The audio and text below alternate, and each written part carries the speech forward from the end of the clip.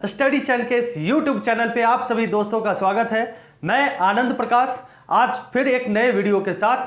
आज जो वीडियो होगा वो मॉडर्न हिस्ट्री के लगभग 20 क्वेश्चन होंगे जो बड़े ही इंपॉर्टेंट हैं। चलिए वीडियो को शुरू करते हैं। ध्यान रखिएगा, हमारा जो चैनल है वो स्टडी चैनल के नाम से है। इसको अगर ये अच्छी लगती है तो इसको लाइक करें, शेयर करें और सब्सक्राइब करें। चलिए शुरू करते हैं हम अपना आज का पहला क्वेश्चन। और पहले क्वेश्चन पे आते हैं। हमारा पहला क्वेश्चन है कि काल कोठरी की घटना कब हुई थी। ये काल कोठरी की घटना कब हुई थी?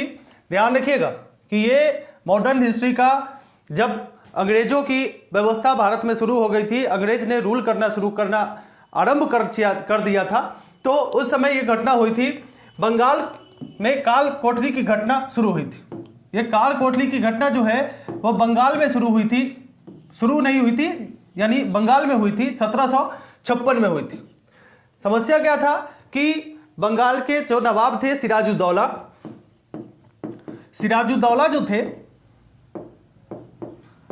उनके मन मर्जी के हिसाब से जो अंग्रेज थे वो काम नहीं कर रहे थे, तो इसीलिए अंग्रेजों को एक सबक सिखाने के लिए काल कोठरी की घटना को अंजाम दिया गया था, जिसमें 123 व्यक्ति को एक कोठरी में बंद कर दिया गया था। और इसमें जो लगभग जो लोग थे 146 व्यक्ति जो थे इनको बंद कर दिया गया था और 23 व्यक्ति ही जिंदा बचे थे, बाकी सारे व्यक्ति मर गए थे। ठीक है, चलिए दूसरे सवाल पे चलते हैं। हमारा दूसरा सवाल आएगा और दूसरा सवाल है कि वास्को डी गामा भारत कब आया। ध्यान रखिएगा, वास्को डी गामा जो आया था वो भारत जब आया था वो 1498 में आया था। और 1498 में जब आया था तो ये पुर्तगाली यात्री था और यहाँ पे केरल पड़ता है और केरल राज्य के तट कालीकट बंदरगाह पे आया था सबसे पहले। अब जब बंदरगाह पे आया तो यहां पे जो शासक थे वो शासक का नाम था जमोरीन वहां के शासक थे।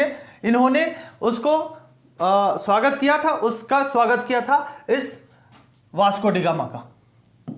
ठीक है, तो ये ध्यान रखिएगा, भारत आने वाला सबसे पहले जो विदेशी आए थे, समुद्री रास्तों की खोज जो की थी वो किया था वास्को डी गामा, यानी पुर्तगाली यात्री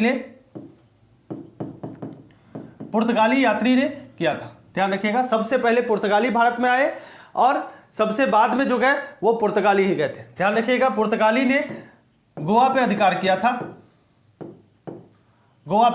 था, तो ध्यान रखिएगा। चलिए आगे बात करेंगे। हमारा अगला सवाल होगा तीसरा सवाल है भारत आने वाला पहला अंग्रेजी जहाज कौन सा था। तो भारत आने वाला पहला अंग्रेजी जहाज जो था, ये पहला अंग्रेजी जहाज तो रेड ड्रैगन था। पहला अंग्रेजी जहाज जो आया था भारत में वो रेड ड्रैगन था, इसको ध्यान रखिएगा। चलिए आगे हम लोग बात करते हैं अगला सवाल की। और ये अगला सवाल है कि अंग्रेजों ने पांडिचेरी को फ्रांसीसी से कब छीना था। तो अंग्रेजों ने पांडिचेरी को फ्रांसीसियों से 1761 के बांडीवास के युद्ध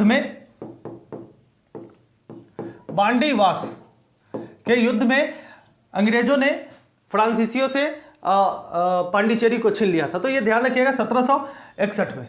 ठीक है, आगे बात करते हैं। हमारा अगला सवाल कि मयूर सिंहासन। ध्यान रखिएगा, ये मयूर सिंहासन ये इतिहास में मुगल काल में बड़ा ही चर्चित स्थान था। ये मयूर सिंहासन, इसको शाहजहां ने बनवाया था और ये मयूर सिंहासन जो था वो राजा के चेयर के पीछे में लगा हुआ था, यानी राजा जहां पे बैठते थे उनके मस्तक के ऊपर में ये मयूर सिंहासन लगा हुआ था। ये मयूर सिंहासन जो था, इसके पे अंतिम शासक जो बैठा था उसका नाम था मोहम्मद शाह। इसको रंगीला बादशाह भी कहा जाता है, रंगीला बादशाह भी कहा जाता है। तो ये ध्यान रखिएगा कि मोहम्मद शाह को रंगीला बादशाह कहा जाता है। इसके अलावा ये बहादुर शाह जफर जो दिख रहे हैं, बहादुर शाह की जो बात यहाँ पे दिख रही है, ये बहादुर शाह जो थे, इनका नाम था बहादुर शाह जफर, और ये बहादुर शाह जफर जो थे वो अंतिम मुगल बादशाह थे, ये ध्यान रखिएगा। चलिए आगे बात करते हैं।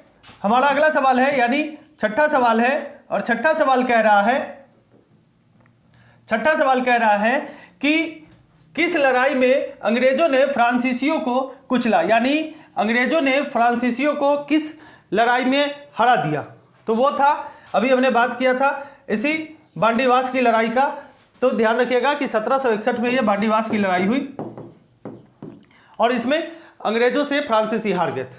फ्रांसीसियों का जो कब्जा था वो पांडिचेरी पे था, इसको भी ध्यान रखिएगा, पांडिचेरी पे था, इसको ध्यान रखिएगा। चलिए आगे बात करेंगे। ये पानीपत जो है, पानीपत के 3 युद्ध हुए थे। एक हुआ था 1526 में, दूसरा हुआ था 1556 में, और तीसरा हुआ था 1761। ये ध्यान रखिएगा। चलिए आगे बात करेंगे, क्योंकि ये आगे युद्ध का जिक्र है तो इसमें हम लोग देखेंगे इसको। अगला सवाल है हमारा 7वां सवाल। 7वां सवाल कह रहा है चतुर्थ मैसूर युद्ध कब हुआ था। तो चतुर्थ मैसूर युद्ध जो हुआ था वो 1799 में हुआ था, और इस युद्ध में क्या हुआ था कि जो टीपू सुल्तान था, टीपू सुल्तान, इसकी मृत्यु हो गई थी। ये टीपू सुल्तान इसी चतुर्थ आंग्ल मैसूर युद्ध में मारा गया था, तो इसको ध्यान रखिएगा। टीपू सुल्तान इस युद्ध में मारा गया था, ठीक है, 1799 में। आगे बात करेंगे, क्योंकि ये मैसूर युद्ध जो हुआ था, ये 4 मैसूर युद्ध हुए थे, तो ये ध्यान रखिएगा। आगे क्वेश्चन भी है, हम लोग बात करेंगे उस पर डिटेल में। क्वेश्चन कह रहा है अगला कि गीता का अंग्रेजी अनुवाद किसने किया था। तो गीता का जो अंग्रेजी अनुवाद किया जिसने, उसका नाम था विलियम विल्किंस। विलियम विल्किंस ने क्या किया कि गीता का अंग्रेजी में अनुवाद कर दिया। ध्यान रखिएगा कि ये भगवत गीता जो है, भगवत गीता जो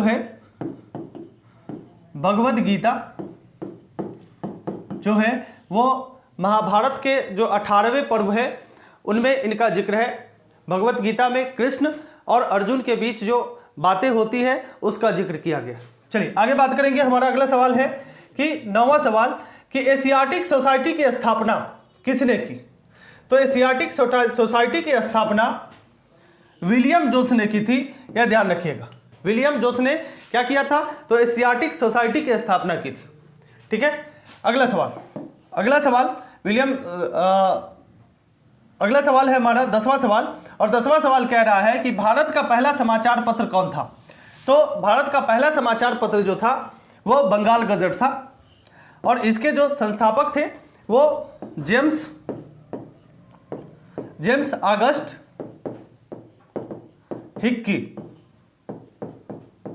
हिक्की थे। इन्होंने सबसे पहले भारत में जो समाचार पत्र प्रसारित किया उसका नाम था बंगाल गजट, ठीक है। चलिए आगे बात करते हैं। अगला सवाल है हमारा कि भारतीय नागरिक सेवा का जनक किसको कहा जाता है। तो भारतीय नागरिक सेवा का जनक जो है वो लॉर्ड कॉर्नवालिस को कहा जाता है। भारतीय नागरिक सेवा का जनक जो है वो कौन है, तो लॉर्ड कॉर्नवालिस, ठीक है, ये ध्यान रखिएगा। लॉर्ड कॉर्नवालिस को भारतीय सिविल सेवा का जनक कहा जाता है, ठीक है। आगे बात करते हैं। हमारा अगला सवाल है 12वां नंबर सवाल कि भारत का प्रथम गवर्नर जनरल कौन था। तो भारत का प्रथम गवर्नर जनरल जो था वो लॉर्ड विलियम बेंटिंक था। ध्यान रखिएगा 1833 के चार्टर एक्ट में भारत का बंगाल के गवर्नर को भारत का गवर्नर जनरल बना दिया गया था। तो ये ध्यान रखिएगा, लॉर्ड विलियम बेंटिंक भारत के पहले गवर्नर जनरल थे। हमारा अगला सवाल है 13वां सवाल कि सती प्रथा को कब समाप्त कर दिया गया। ध्यान रखिएगा, सती प्रथा को जो समाप्त किया गया वो 1829 ईस्वी में 1829 में लॉर्ड विलियम बेंटिंक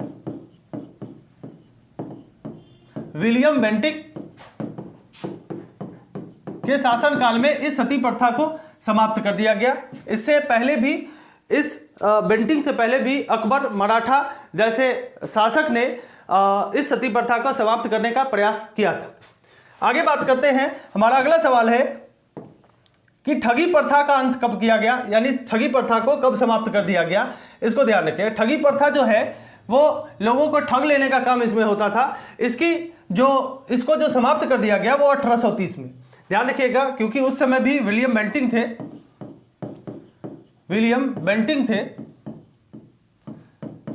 बेंटिंक थे और इसके जो अधिकारी थे उस अधिकारी का नाम था स्लीमैन। तो पूछेगा, इसमें 2 सवाल पूछे जाते हैं कि इसको बैन करने वाला अधिकारी कौन था। तो स्लीमैन नामक एक व्यक्ति था, अधिकारी था, जिसने इसको बैन किया। और किसके शासनकाल में हुआ, तो लॉर्ड विलियम बेंटिंक के शासनकाल में इसको बैन किया गया। चलिए आगे बात करते हैं। हमारा अगला सवाल है कि संगोली की संधि कब हुई। तो संगोली की संधि जो है वो 1816 में हुआ था। ये संगोली की संधि जो है, संगोली वाला क्षेत्र जो है वो नेपाल में पड़ता है। और संगोली की संधि जो है वो अंग्रेज और गोरखा के बीच हुआ था। ये ध्यान रखना है आपको, अंग्रेज और गोरखा के बीच इस संगोली की संधि हुई थी। चलिए आगे बात करते हैं। हमारा अगला सवाल है कि कौन अपने आप को बंगाल का शेर कहता था। बंगाल का शेर किसको कहा जाता था, तो लॉर्ड वेलेस्ली को बंगाल का शेर कहा जाता था। यह ध्यान रखिएगा, लॉर्ड वेलेस्ली को बंगाल का शेर कहा जाता था। यही टीपू सुल्तान से चौथे आंग्ल मैसूर युद्ध में लड़ा था और टीपू सुल्तान की मृत्यु हो गई थी। चलिए आगे बात करेंगे।